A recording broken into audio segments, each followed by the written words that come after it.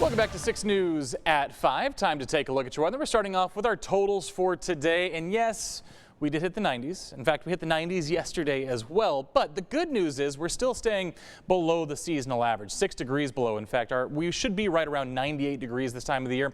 Last week of July, first couple of weeks of August, that's the hottest part of the year on average speaking, because that's when our average is about 98 degrees. Again, staying well away from the records too of 106 there set back in 1969. 74 the low this morning, so that's up a couple of degrees from where it was yesterday morning, but still very comfortable. Want to show you our live look outside though, because you can see some shower activity off to the east of Temple. Nothing in the actual city of Temple right now, nothing in Waco either, but in our more rural communities, seeing a few showers. We'll get to those in just a second.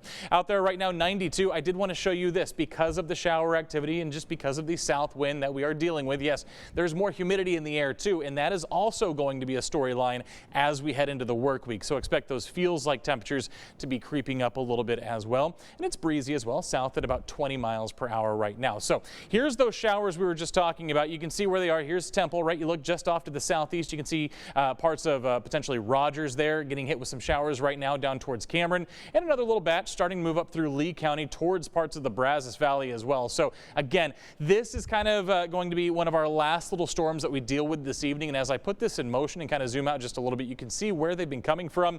And with each passing frame, you can see they are falling apart just a little bit. So we're not going to be dealing with the shower activity for too much longer. And unfortunately, if you don't see it today, well, it might be one of our last chances for at least the next 6 or 7 days. So let's take a look at our forecast again. You see that shower activity. This forecast model has it falling apart pretty quickly. We are going to hold on to some of that cloud cover throughout the night, though. So that means, like I said before, we're not going to be quite as cool as we have been the last several days, but we'll still fall into the mid 70s, potentially the upper 70s. So by the time you wake up tomorrow morning, shouldn't be too bad. We're talking 75 in Killeen and Temple, 77 from Marlin to Waco to Meridian, 76 tomorrow in Cameron. And then as far as your daytime highs tomorrow, yeah, this is where it starts. We've been talking about it all week. We've had a really nice 2-week stretch here in July, but as we start to flip that calendar over to August, we're going to start to see some more typical patterns emerging here. 94 tomorrow from Temple to Killeen, 92 in Cameron, 93 in Marlin. And over the next 3 days, that warming trend will continue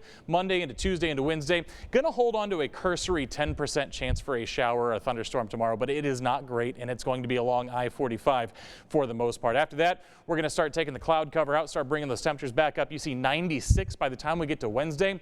And as we look at your 7-day forecast, it gets even hotter than that. 96 Wednesday. We already talked about that. Take a look at your heat index values. We talked about the moisture that's going to be in the air. 102, 101. That's what it's going to feel like heading into Thursday. We hit the hottest part of the week heading into the weekend. But then, Adriana, we're talking about potentially another cold front next weekend.